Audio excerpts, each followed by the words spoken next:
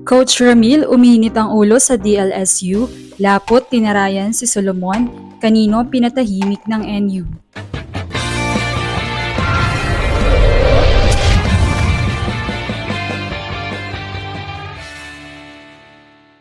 What's up, Volleyball Nation? Welcome back to my YouTube channel. Narito ako para magbigay sa inyo ng updates tungkol sa mundo ng volleyball. Pero bago yan, don't forget to subscribe and hit the notification bell para updated ka sa aking mga videos. Paniguradong inasahan na hindi ganito kadaling oras matatapos ang laban sa pagitan ng De La Salle Lady Spikers at NU Lady Bulldogs.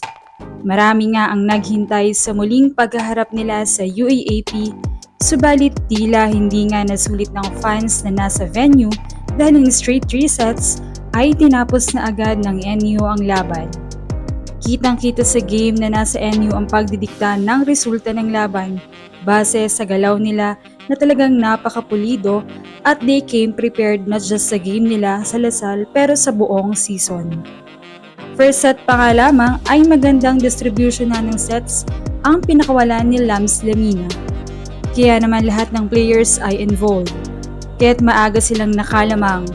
Pero nagising naman ang Lasal sa latter part ng first set at tumabla sa 23. Habang sa pagpasok ng second set at third set, ay hindi na nagawa ng Lasal na maituloy ang momentum nila dahil talagang mabilis nakakabawi ang NU. Samantala ay puro sermon naman ang narinig natin mula kay Coach Ramil. Unang set pa nga lamang ay nakatikim na agad si Lilay Del Castillo ng sermon kung saan sinabi nitong takbo ka ng takbo, wala namang sumasabay sayo. Habang even Angel kanino ay nabigyan din ng masakit-sakit na sermon mula kay RDJ. Ayon dito ay hindi ka nakakahipo, magbantay ka, hindi yung nakikipag-unahan ka sa spiker. Nakikipag-unahan ka sa spiker tao mo yan, bantayan mo lang siya. Imposibleng hindi ka makahawak ng bola kay haba-haba ng braso mo yan. Sumagot naman si Angel ng opo coach. Sabay sabi ni RDJ na puro kayo opo opo lang ng opo. At bago mabalik ng court ay sinabi pa nitong ang aga nyo namang umayaw, imitiklop na agad Talagang mararamdaman ang gigil ni Coach Ramil. Pero eto ang way para gisingin ng girls. Samantala ay wala nang nagawa ang Lasal at umuwing talo.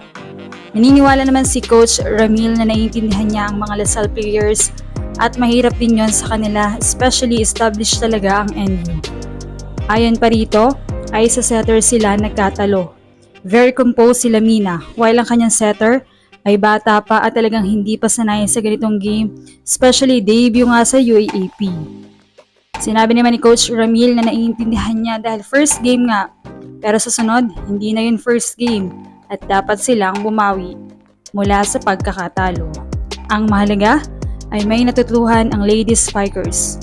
Hopefully rin ay makabawi si Angel dahil talagang na-stop siya ng NU at very rare na single digit lamang ang napuntos niya in a game. Halos silapot nga ang nagdala ng game at nais painitin ang teammates niya para ma-boost ang moral. Sinimulan niya ito sa isang stare down nang pumalo siya at hindi nasalo ni Solomon. Well, this is only the first game, kaya naman for Lasal ay gawin nila itong motivation to win the next games. At para sa NU, magandang simula ito sa kampanya nila this season 87. Anong masasabi niyo dito? Leave a comment below. Thank you for watching and don't forget to subscribe.